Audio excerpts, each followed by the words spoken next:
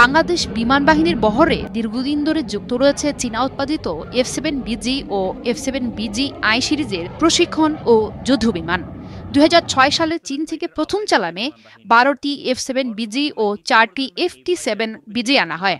পরে ২০১১ সালে আরও উন্নত সংস্করণ F-7BG-I ও FT-7BG-I আমদানির চুক্তি হয়, যা ২০১২-১৩ সালের মধ্যে সরবরাহ সম্পন্ন হয়।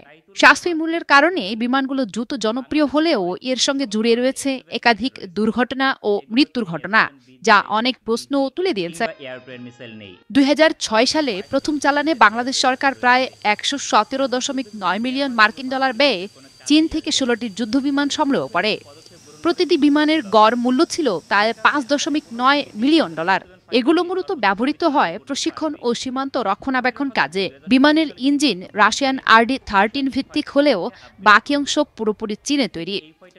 F-7BG-I সংস্করণে আধুনিক digital cockpit, heads up display ও উন্নত রাডার যুক্ত করা হয়।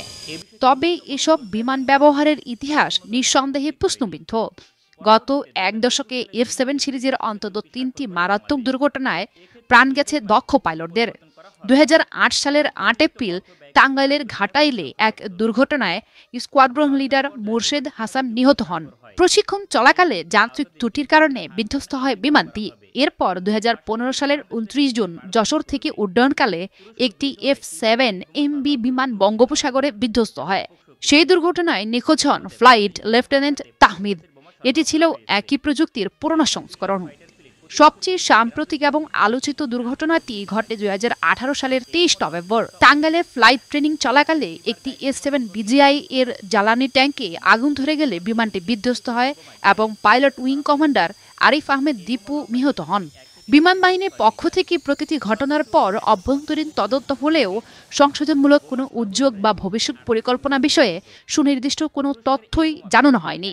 বিশেষজ্ঞরা মনে করছেন, পুরনো চীনা প্রযুক্তির ওপর অতিরিক্ত নির্ভরতা এবং রক্ষণাবেক্ষণে ঘাটতির কারণেই এই দুর্ঘটনাগুলো ঘটছে।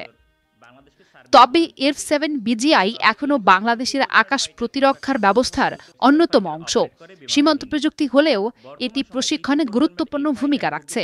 তবে একের পর এক দুর্ঘটনা বিমান বাহিনীর সক্ষমতা ও নিরাপত্তা ব্যবস্থা নিয়ে উদ্বেগ সৃষ্টি করেছে। Times today news desk.